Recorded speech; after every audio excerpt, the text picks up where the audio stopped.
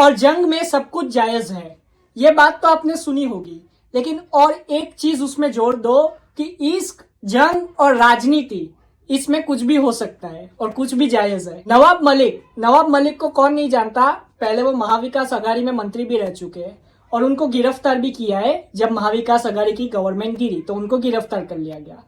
आगे मैं बता दूं कि नवाब मलिक जी को अबू आजमी जी के खिलाफ उतारा गया है अजीत पवार के एनसीपी के द्वारा।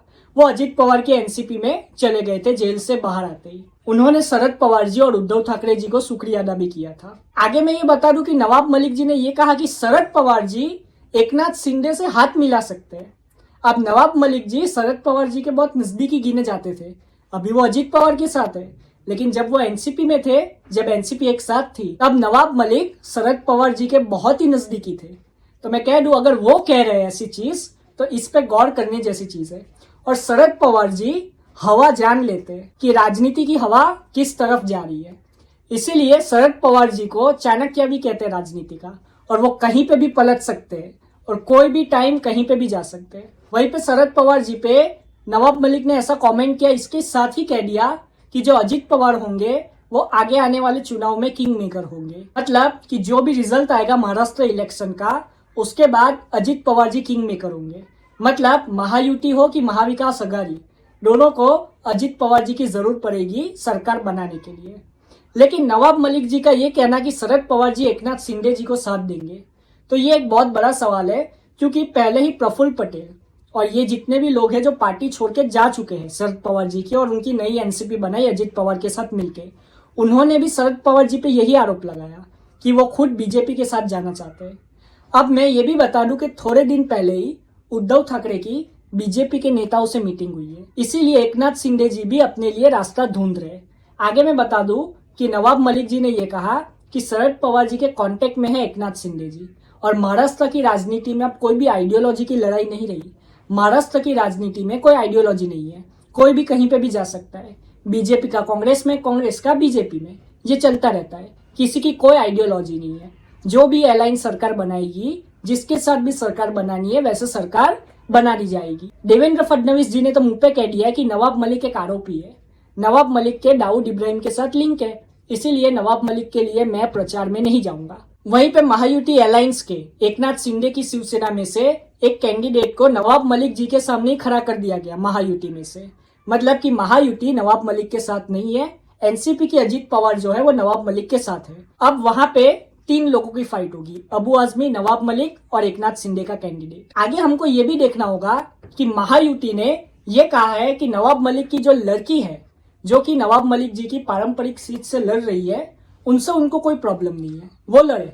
लेकिन नवाब मलिक जी ना लड़े, क्योंकि नवाब मलिक जी पे केस चल रहे और वो मेडिकल बेल पे अभी बाहर है। आगे महायुति ने तो मुंह पे कह दिया, अपना स्टांस क्लियर कर दिया बीजेपी और एकनाथ शिंदे की शिवसेना ने, कि हम नवाब मलिक जी का साथ नहीं देंगे।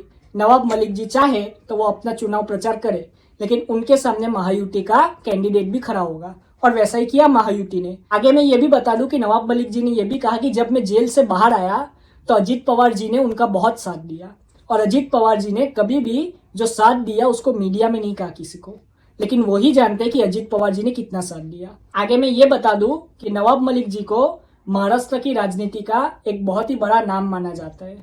वो जितने अजीत पवार जी के नजदीक है, उतने ही शरद पवार जी के भी नजदीक है, और उतने ही वो अपोजिशन के किसी भी नेता के नजदीक है, क्योंकि वो कांग्रेस की आइडियोलॉजी से बिलोंग करते हैं।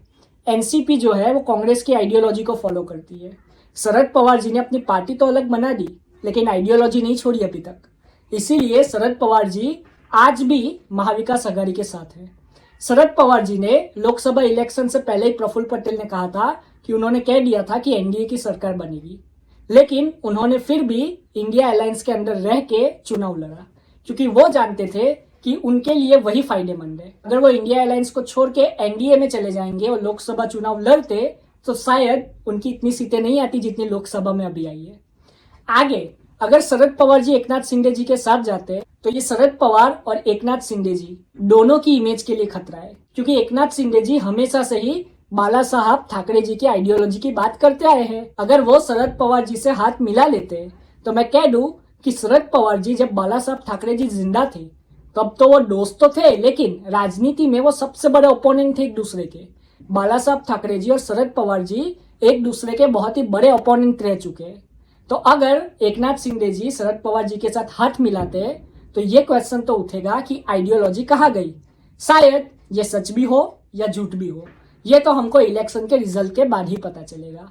आप अपनी राय कमेंट में जरूर बताएं। जय हिंद।